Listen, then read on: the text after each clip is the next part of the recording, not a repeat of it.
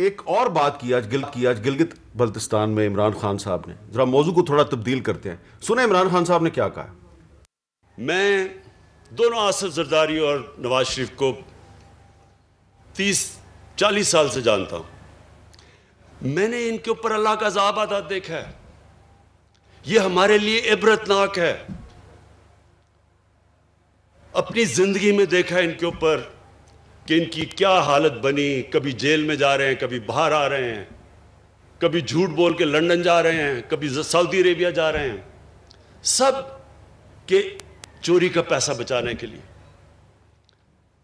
फिर बच्चों को झूठ बोलना पड़ रहा है कि लंदन तो छोड़ो, पाकिस्तान में भी कोई प्रॉपर्टी नहीं है। अच्छा, चोरी का पैसा बचाने के लिए ये सारी जदोजहद है। अच्छा, सवाल मेरा आपसे ये है शिबली फराज साहब कि ये सिर्फ नवाज शरीफ और आसिफ अली जरदारी साहब तो नहीं आपके खिलाफ जलसे कर रहे। जलसे करने वालों में जो बहुत से लीडर शामिल हैं और जो वहाँ तकरीरें करते हैं, उसमें एक अख्तर मैंगल साहब भी हैं। 2.5 साल तक आपके इत्तेहादी थे, अभी छोड़ के आपको अपोजिशन में गए हैं। तो क्या सबका मसला चोरी का पैसा बचाना है? अख्तर मैंगल ने कौन सा चोरी का पैसा बचाना है? देखें, पहली बात तो ये है कि जो ये दो जिनका नाम प्राइम मिनिस्टर साहब ने लिया, ये वो लोग हैं जो कि इस मुल्क में के स्याह सफ़ेद के मालिक रह चुके हैं। ये नहीं, वज़ीर आज़म रह चुके हैं, सदर रह चुके हैं। अब बाकी जो पार्टीज़ हैं, तो देखें ना, आप तो यही करेंगे, अगर कोई चोरों के साथ अगर अपना अलायंस शो करता है तो वो तो अपने आप को, जो उसकी क्रेडिबिलिटी है, उसी को ही वो ख़राब कर रहा है। और अगर अख्तर मैंगल उनके साथ शामिल हैं, या आप मौलाना फजलुर रहमान को भी नहीं बरजमा कर सकते, वो पूरा जो ये खेल था उसका एक बड़ा अहम हिस्सा रहे हैं। ठीक है, अब इशू ये है कि जिस तरह प्राइम मिनिस्टर साहब ने कहा कि इनकी, आप ये जो पाकिस्तान ख़ास तौर पे जो यंग जनरेशन है, या वो लोग हैं जो कि इस वक्त इक़्तिदार में हैं या इक़्तिदार में रह चुके हैं, ये उनके लिए एक बड़ी क्लासिक एग्जांपल है कि देखें, आप एक वक्त तक तो आप उस पैसे को एंजॉय कर सकते हैं, लेकिन जो आपका अंजाम होता है वो इंतहाई अजियतनाक होता है। अब आप जितनी भी इनको देख लें, आप कोई भागा हुआ है, इधर भागा हुआ है, अंजाम एक जैसा नहीं है, इधर भागा हुआ है। बात फिर वही आ जाएगी ना कि इमरान खान साहब ने परवेज लाई को कहा था पंजाब का सबसे बड़ा डाकू, वो तो इमरान खान का इत्तेहादी है। देखें, दो चीज़ें होती हैं। एक तो है कि जो इलेक्शंस में या अपनी वैसे उसमें आप वो करते हैं, बात करते हैं, उसमें एक चीज़ ये है कि हमारी मुल्क की बदकिस्मती से, हमारी मुल्क की जो रियलिटी है, उसमें जो आपके जो इलेक्टोरल प्रोसेस है, जो आपकी एक डेमोक्रेटिक डिस्पेंसेशन है, उसमें आपको एट टाइम्स, अब हमने जो है तो केपी में हमने जमात इस्लामी के साथ, आफ्ताब शेरपाव के साथ हमने इत्तेहाद किया था। ठीक है, उनकी साथ ना हमारा आइडियोलॉजिकल कोई वो बनता है और ना। अब आप पीडीएम को देख लें, इसमें जो है तो बदकिस्मती नहीं है कि एक शख्स जो कि डी खान में अपनी दोनों सीटें हार चुका है, वो इन्होंने सरबराह बना दिया उसको, मौलाना को।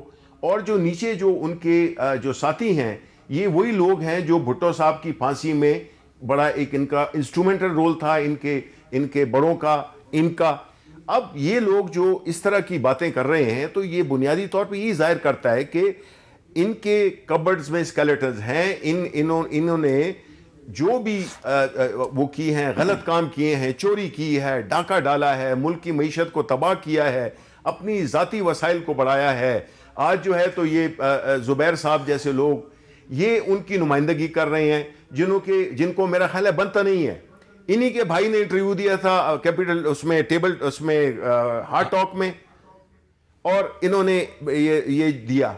क्या चीज होती है आपकी जो ऑनेस्टी होती है। असद उमर का जो हार्ट टॉक में इंटरव्यू था, उसके कुछ दिनों के बाद उनसे वजारत खजाना ले ली गई थी। नहीं, डजंट मैटर। देखिए, करप्शन पे तो नहीं ली ना।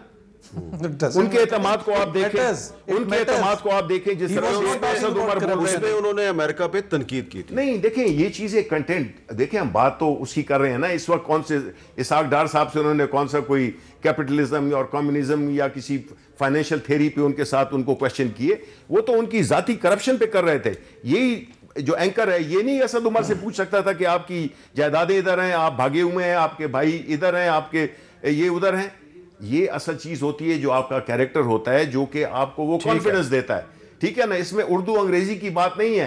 कोई लोग ये ना समझे कि वो मुगलों को देख के फारसी भूल गए थे कि अंग्रेजी में जवाब नहीं दे सके। ये बुनियादी तौर पे उनका जो अंदर था, जो हकीकतें थी वो उनके चेहरे पे नजर आ गई और सारी दुनिया ने देख लिया। अच्छा, अब ये बताएं असद उमर साहब, अब जुबैर उमर साहब, क्योंकि असद उमर साहब की बात हुई थी इसलिए गलती से उनका नाम मेरी जुबान से निकल गया, कि ये बताएं कि अब इमरान खान साहब ने आज गिलगित बल्तिस्तान में फिर कहा है कि हम गिलगित बल्तिस्तान को सूबा बनाएंगे।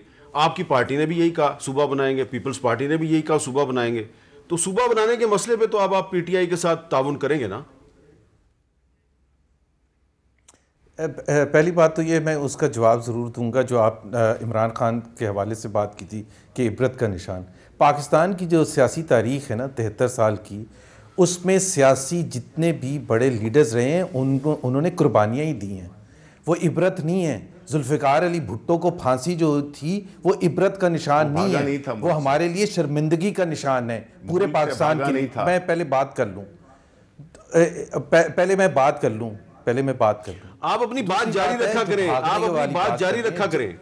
जी जी। जनरल परवेज मुशर्रफ जो हैं वो किस सिलसिले में बाहर बैठे हुए हैं? इलाज के लिए लीव लेके गए हुए हैं। आपकी उनका क्यों नहीं जुबान पर आता? हुकूमत थी, आपकी हुकूमत, आप और आपके लीडर मार्च 2016 का नाम मुस्लिम लीग नून की हुकूमत थी, आप उस हुकूमत में वजीर थे, आपकी हुकूमत ने मुशर्रफ को इलाज के लिए उसकी बात नहीं कर रहा। आपकी हुकूमत हामिद मीर साहब, मैं एक सेकंड, मैं असूल की बात कर रहा हूँ। हाँ। आज तो 2 साल 2.5 साल इनकी हुकूमत को हो गए ना, कभी जुबान पर आया है वजीर आजम साहब की, सिलेक्टेड वजीर आजम की, कि जी जनरल परवेज मुशर्रफ भागा है? नहीं, बिल्कुल नहीं आया। इसलिए नहीं आया ना, कभी बोला है? इसलिए नहीं आया कि परवेज मुशर्रफ का जो वकील है फरोग नसीम, वो इस हुकूमत का वजीर कानून है, बात खत्म हो गई।